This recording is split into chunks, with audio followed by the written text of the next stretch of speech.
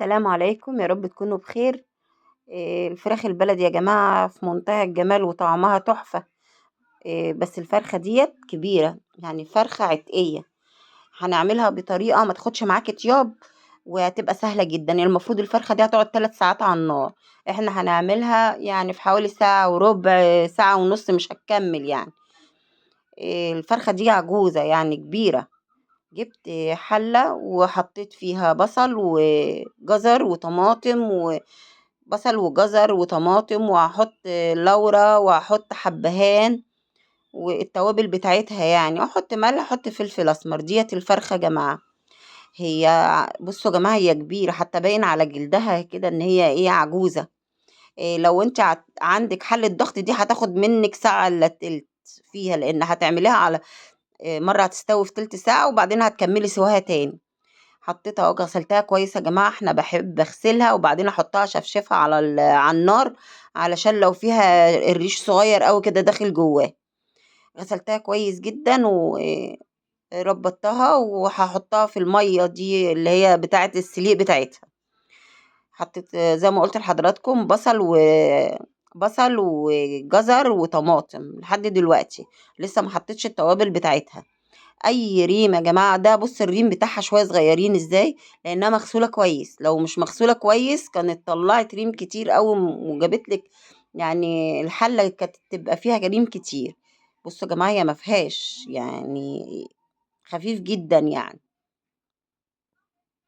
هبدا بقى احط التوابل بتاعتها. هي كبيره بس انا هحط لها بردك الملح، واحط الفلفل الاسمر وحبهان ومسمار، عود مسمار واحد اهو.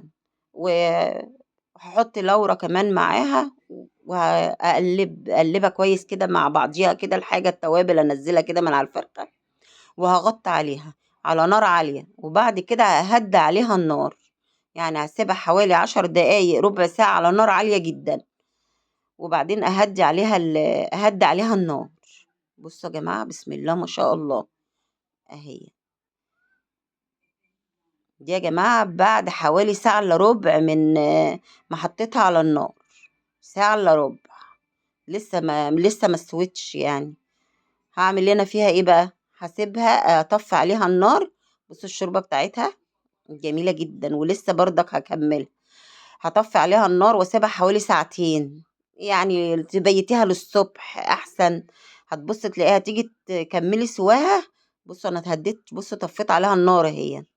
كانت النار كانت بتغلي جامد، انا طفيت عليها النار وهسيبها. بصوا سبتها حوالي ساعتين لما بردت خالص. هي عشان مكشوفة بس اللون بتاعها غامق كده. هزود لها كمان حبة مية سخنة واسيبها احطها على النار تاني. بصوا يا جماعة يعني حطيتها كمان حوالي ساعة الا ربع. بصوا يا جماعة، اهي استوت كده. اهي بصوا بسم الله ما شاء الله. وانا ما بحبش الشوربة كتير، يعني بحب الشوربة حبة صغيرة. بصوا هي كده استوت، بدأت تفتح كده من الجناب فاستوت. دخلتها الفرن، دهنتها حبة صلصة وحبة زيت، ودخلتها الفرن حمرت، وقدمتها مع رز في الفرن. وطبق الشوربة بتاعتها ديت جميلة في منتهى الجمال. يا رب تكون عجبتكم. السلام عليكم.